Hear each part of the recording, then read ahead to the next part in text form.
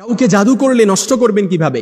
জাদু এটা এমন একটা ব্যাধি, এমন একটা মারাত্মক ব্যাধি, এখন ঘরে ঘরে জাদুগ্রস্ত রোগী পাওয়া যায়। আপনি বিশ্বাস করেন আর না করেন, এটাই সত্যি। আপন আত্মীয়ের সাথে বনিবনা হচ্ছে না, একটু ঝামেলা হয়েছে, ব্যাস তাকে জাদু করে ঘায়াল করার চেষ্টা করে। একটা সুস্থ মানুষকে অসুস্থ করে কবর পর্যন্ত নিয়ে যাওয়া সম্ভব এই জাদু করে।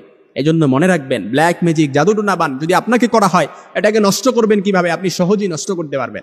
আল্লাহর হাবিব সাল্লাল্লাহু আলাইহি সাল্লামকেও জাদু করে একেবারে অসুস্থ করা হয়েছিল। আল্লাহর হাবিব সাল্লাল্লাহু আলাইহি সাল্লাম বিছানা থেকে উঠতেও পারতেন না। এই জন্য আপনাকে জাদু করা হয়েছে, এটাকে নষ্ট করা একেবারে সহজ। জাদুর যে আলামতগুলো রয়েছে আপনি সহজেই বুঝতে পারবেন।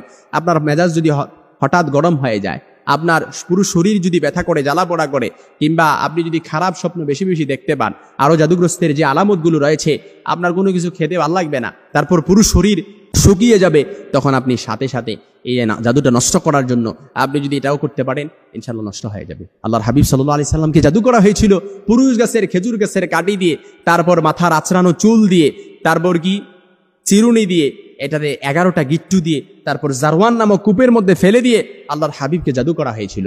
অবশেষে আল্লাহর হাবিব সাল্লাল্লাহু আলাইহি সাল্লামকে যখন স্বপ্নে দেখানো হলো, পরের দিন আল্লাহর হাবিব ঘুম থেকে ওঠার পর হযরত আলী রাদিয়াল্লাহ, হযরত আম্মার রাদিয়াল্লাহ, হযরত জুবায়ের রাদিয়াল্লাহু তাআলা আনহু তাদেরকে নিয়ে ওই জারওয়ান নামক কূপের কাছে গেলেন। ওই কূপের পানি সেচিলেন ওই তিনজন। পানি সেচার পর কাদার নিচ থেকে চিরুনি আর মাথার আঁচড়ানো চুলগুলো উঠালেন। উঠানোর পর ফিতনা এড়ানোর জন্য সুম্মা দফিনা, অতঃপর দাফন করে দিলেন। দাফন করার পর আল্লাহর হাবিব সাল্লাল্লাহু আলাইহি সাল্লাম ফিতনা এড়ানোর জন্য এগুলো জানাজানি করেন নাই। অতঃপর আল্লাহর হাবিব সাল্লাল্লাহু আলাইহি সাল্লামকে এই জাদু থেকে বাঁচানোর জন্য আল্লাহ তাআলা কিন্তু কোরআনের আয়াত নাজিল করেছিলেন। সর্বশেষ 11টা আয়াত বিশিষ্ট সূরাতুল ফালাক এবং সূরাতুন নাস নাজিল করলেন। সর্বশেষ সূরা কুল আউযু বিরাব্বিল ফালাক, কুল আউযু বিরাব্বিন নাস। আপনাকে জাদু করা হয়েছে, আপনাকে জাদুগ্রস্ত ব্ল্যাক ম্যাজিক করা হয়েছে, আপনি এই সূরাটি সকাল সন্ধ্যায় দুটোটা সূরা পড়ে পুরো শরীরটা মাসাহ করে দেন, দম করে দেন, দেখবেন জাদুটা নষ্ট হয়ে যাবে। কেউ আপনাকে কোনো ক্ষতি করতে পারবে না। স্বামী স্ত্রীর বনিবনা হচ্ছে না সংসারের মধ্যে, আপনি জাদুটা নষ্ট করে ফেলেন, দেখবেন সবকিছু ঠিক হয়ে যাবে আগের মতো।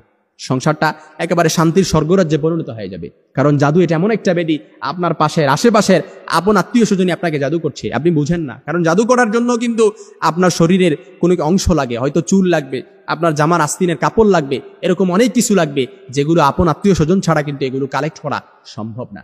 এজন্য আপনার আশেপাশের মানুষই আপনাকে জাদু করছে ঘায়েল করার জন্য, আপনাকে জাদু করছে শত্রুতা থেকে, আপনাকে জাদু করছে, আপনি বুঝতেছেন না। এজন্য আপনার সংসারটাকে একেবারে নষ্ট করার জন্য, বিচ্ছেদ করার জন্য আপনার আপন আত্মীয় স্বজনই দেখবেন আপনাকে জাদু করছে। কথাগুলো খারাপ লাগলেও এটাই সত্যি, এটাই সত্যি। জাদু করে একটা সুস্থ মানুষকে অসুস্থ করা, একেবারে কবর পর্যন্ত নিয়ে যাওয়া সম্ভব।